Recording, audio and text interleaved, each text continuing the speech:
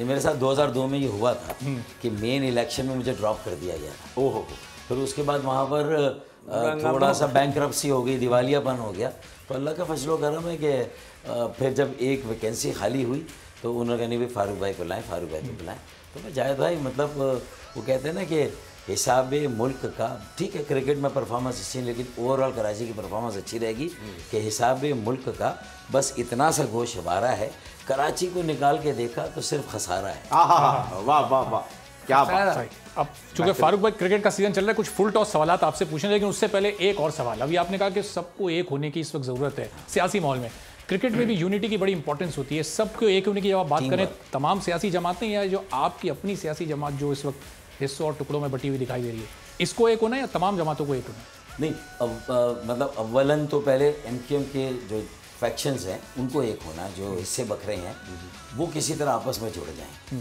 पर चले अगर मतलब ये कि पार्टियों की इतनी ज़्यादा कोई अना है या कोई ईगो है और उसकी वजह से, तो एक ऑब्जेक्टिव तो बनाएं, एक लाहेअमल तो बनाएं, एक विजन दें और वे फॉरवर्ड किया है तो पहले वो तय कर लें। उसके बाद बाकी जमातें भी देखें। 3 करोड़ से ज़्यादा आबादी का शहर, इस हकीकत से मेरे ख्याल में कोई जी शऊर शहरी खास व आम कोई इनकार नहीं कर सकता। लेकिन ऑफिशियली कितना ही कम गिन लें, बिल्कुल अंडर काउंट कर लें, अंडर रिप्रेजेंटेशन हो जाए हमारी, अंडर डेवलप हो जाएं, अंडर फंडेड हो जाएं, लेकिन उसके बावजूद भी जो नज़र आ रहा है लोगों को, कराची जिस तरह तूल और अर्ज़ में उसके देखें आबादियाँ बस्तियाँ बनती चली जा रही हैं।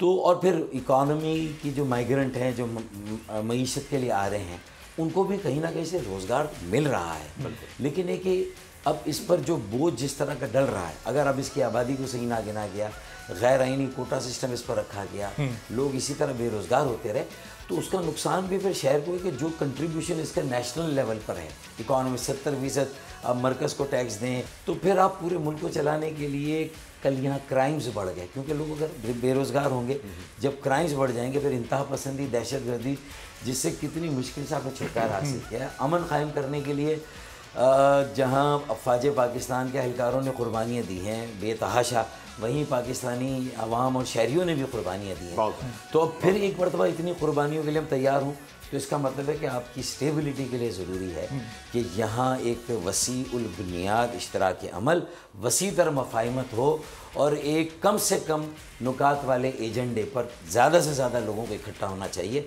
और मैंने प्रपोज़ किया कि आर्टिकल 149(4) में एक कराची अर्बन डेवलपमेंट कमीशन बने और सैकड़ों अरब रुपए हम इंशाल्लाह लेंगे जो मिलेंगे कराची को। तो K4 हो जाएगा पानी का मसला, जो 65 करोड़ गैलन सर्कुलर ट्रेन आपकी अगर आगे चल गई और कचरा उठाने का और निकासी आपका एक अच्छा निज़ाम बन गया, तो फिर आप देखिए क्रिकेट भी कहाँ से कहाँ जाएगी, कराची की तरफ की, और पाकिस्तान 21वीं सदी में नहीं, अब हम 22वीं सदी में जाएंगे। अच्छा, और ये तमाम धड़े एक हो भी गए तो फिर असल कुछ कहना एक चीज़ होनी चाहिए, अमेंडमेंट करनी चाहिए कि कोई भी अगर जो पार्टी से लड़ता है ना, वो कम से कम 2 टेन्योर जो है ना उसी पार्टी में रहना चाहिए। वेरी गुड, मैं सही बोल रहा हूँ, ये आप फिर उसके मतलब कत्ता धरता होंगे, तुम्हें भी पता है, तुम निकल नहीं सकते।